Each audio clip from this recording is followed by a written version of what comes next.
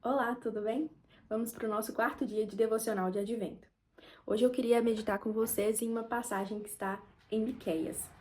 O livro de Miqueias, ele foi um dos profetas menores, da Bíblia do Antigo Testamento. Assim como outros profetas fizeram, ele foi levantado por Deus para alertar Israel sobre o seu pecado, para mostrar para eles que eles tinham se rebelado contra Deus, para mostrar para eles o pecado deles e que eles deveriam se voltar a Deus. Então, Miqueias, ele no início apresenta falando sobre isso, sobre como Israel se rebelou, sobre como Israel está perdida, como desobedeceram às leis do Senhor, como desagradaram o coração do Senhor, fala sobre a maldade mesmo, dos israelitas. E aí, ele não deixa só isso. Depois ele vem falando também sobre a esperança que há para Israel.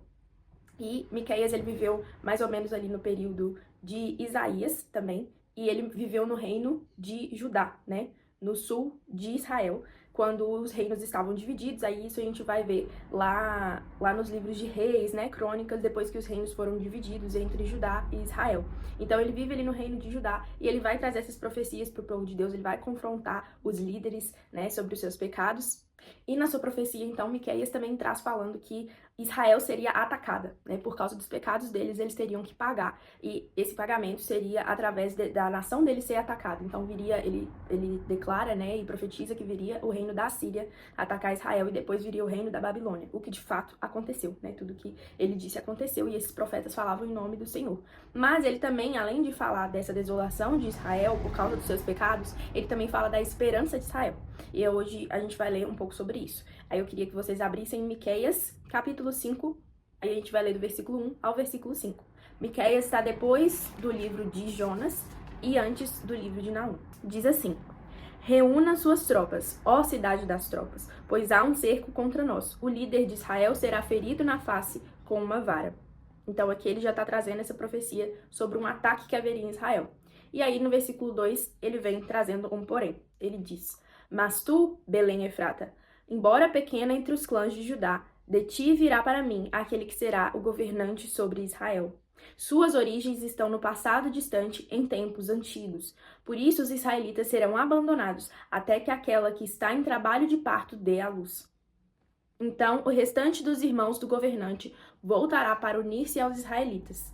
Ele se estabelecerá e os pastoreará, na força do Senhor, na majestade do nome do Senhor, o seu Deus. E eles viverão em segurança, pois a grandeza dele alcançará os confins da terra.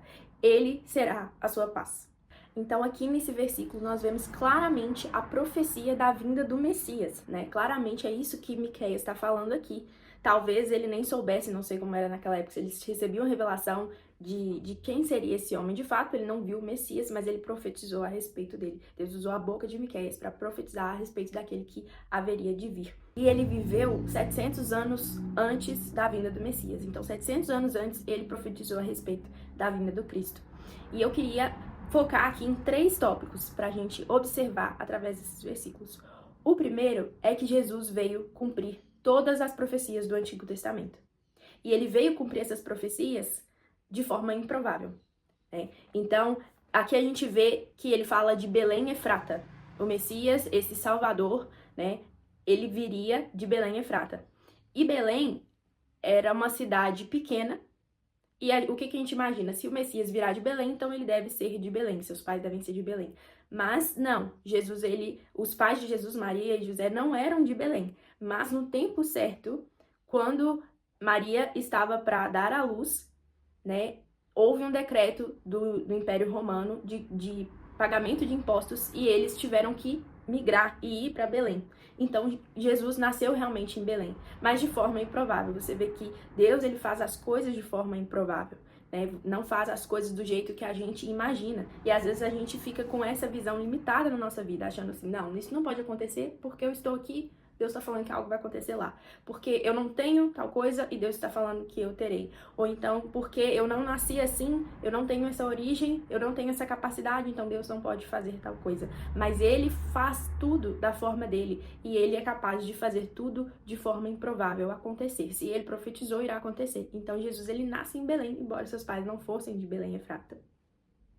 E isso a gente vê no ministério de Jesus inteiro, Se você parar para pensar, qual que é a probabilidade de que um homem que veio há mais de 2000 anos atrás, e teve um ministério extremamente pequeno, se você parar para pensar, né? Porque ele nasceu ali num local, num país pequeno, num povoado pequeno, ele nunca saiu dali, né? Jesus não fez grandes viagens, ele teve discípulos insignificantes, se você parar para pensar também. Ele não teve discípulos que eram grandes mestres da lei, estudados, mas ele teve um monte de jovens que a maioria era iletrado, e 12 pessoas. Então, ele teve essa quantidade de pessoas seguindo ele ali de perto, e os ensinamentos dele perduram até hoje. Você tá hoje falando sobre ele, hoje você crê nele, este homem que nasceu há mais de 2000 anos atrás, de forma improvável, mas é porque ele era o Messias, né? Isso prova que ele era o Messias, que o ministério dele era verdadeiro, que aquilo que ele diria era verdadeiro. Porque se não fosse, assim como vários outros homens que já surgiram se dizendo grande coisa no passado, foram esquecidos, ele também teria sido esquecido. Mas ele não foi, porque ele era de fato quem ele dizia que ele era.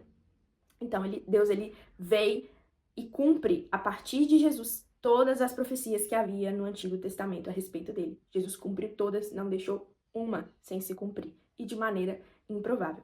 E é interessante a gente falar também sobre o significado de Belém, né? Belém, a palavra Belém significa casa do pão. E Efrata, né, que chama de Belém, Efrata significa fertilidade, ou então frutífero, fecundo, né? E isso mostra a natureza também de quem o Cristo era, né? E daquilo que ele trazia. Jesus, ele é o pão da vida. Ele se declara como o pão da vida e ele veio neste local que era chamado Casa do Pão. Ele veio desse local e ele é o pão da vida. E Efrata, né, significa fertilidade, e a gente vê que ele trouxe fertilidade para aquela cidade realmente e também para a vida de todos à sua volta, né? A partir dele há frutos que nós podemos dar a Deus. Então, tudo em Cristo, tudo na revelação da palavra a respeito dele fala, né, e tem significado. E isso é maravilhoso, a gente meditar sobre a grandeza do nosso Cristo.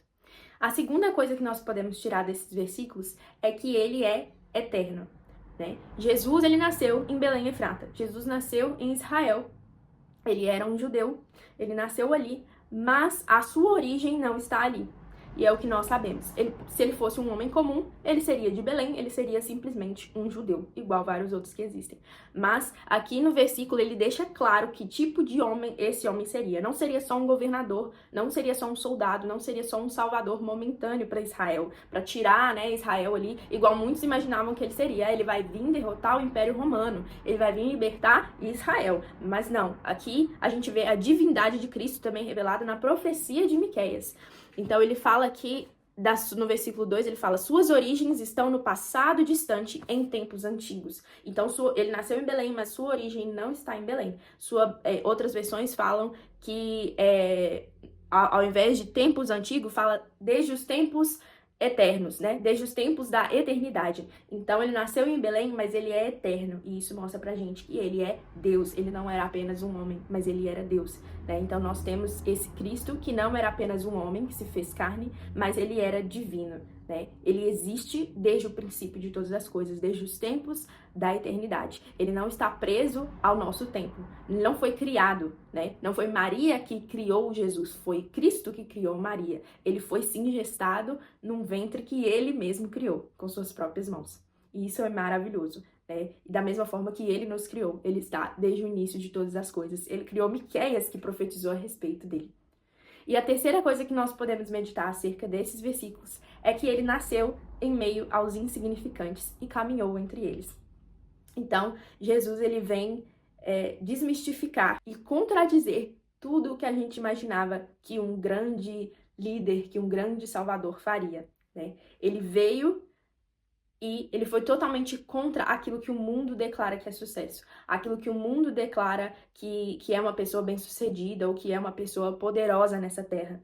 Então, Jesus, ele veio de uma virgem adolescente que ainda estava para se casar, de um pai também que não tinha muita significância, né, que o adotou ali, porque não o gerou, mas o adotou em sua família, foi José, né, esse homem de Deus.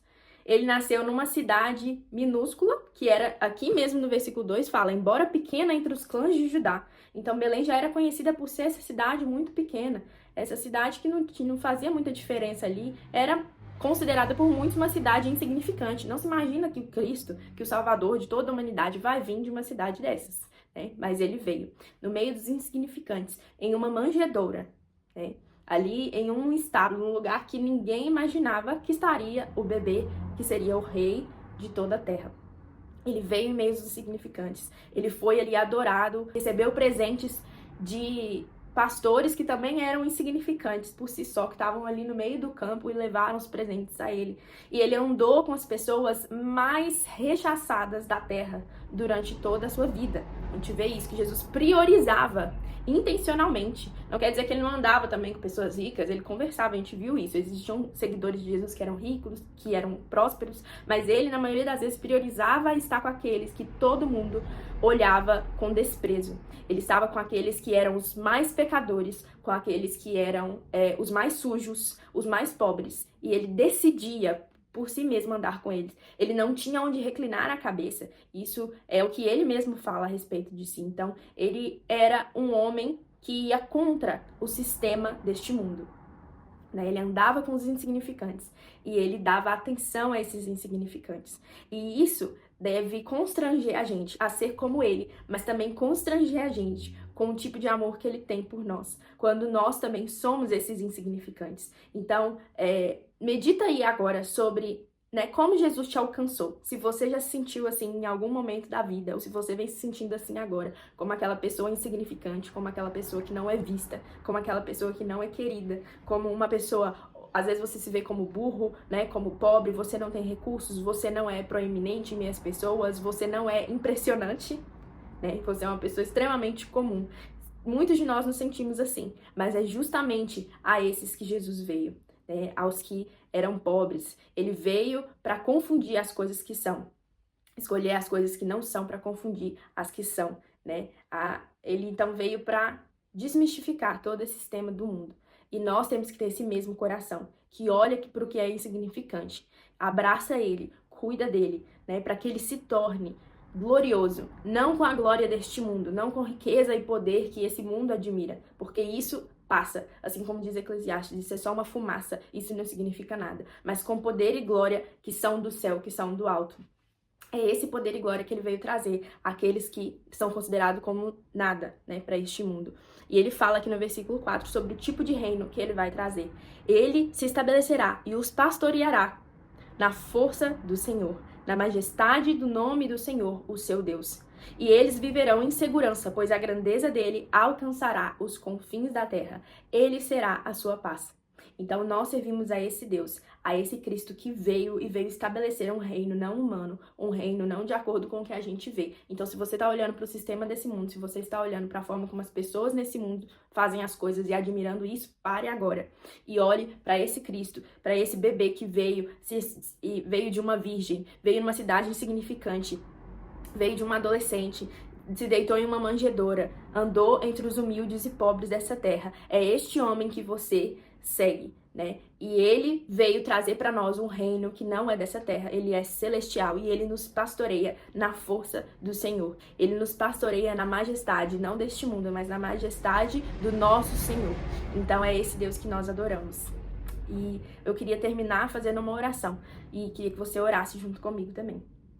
Senhor Deus amado, muito obrigada, Senhor, nessa manhã, neste dia, em qualquer horário que meus irmãos estejam escutando. Nós te agradecemos por quem tu és, nós te agradecemos por ter enviado o seu Filho, Senhor, por ter enviado este homem que se fez carne por amor a nós e que era também Deus, que estava desde um princípio, Deus, contigo, que criou todas as coisas. Muito obrigada pela vida de Cristo, Senhor, que veio e nos salvou, que nos escolheu, Senhor, quando nós éramos insignificantes, quando nós éramos invisíveis, o Senhor nos escolheu e nos salvou e nos redimiu. E eu te agradeço por isso, Senhor. Te louvo nessa manhã e te peço que o Senhor nos dê um coração parecido com o teu, Pai. Que o Senhor nos dê um coração humilde, um coração manso, Senhor. Que o Senhor nos revele a sua palavra, Pai, e nos ensine a ver o Senhor em tudo que nós fazemos, em tudo, Deus, que nós caminhamos, Senhor. Em cada passagem que nós lemos, o Senhor venha nos acompanhar e nos mostrar quem tu és, qual é a natureza, Senhor, do seu Filho, qual é a natureza, Senhor, do seu Espírito, que o Senhor venha mesmo nos batizar com esse estilo de vida, com essa natureza e com essa mentalidade que vem do Senhor. Muito obrigada, Jesus Cristo, por ter vindo e nos salvado, Pai, da maneira mais improvável possível, porque o Senhor escolheu os que não são, para confundir aqueles que são. Muito obrigada. Amém. Tchauzinho.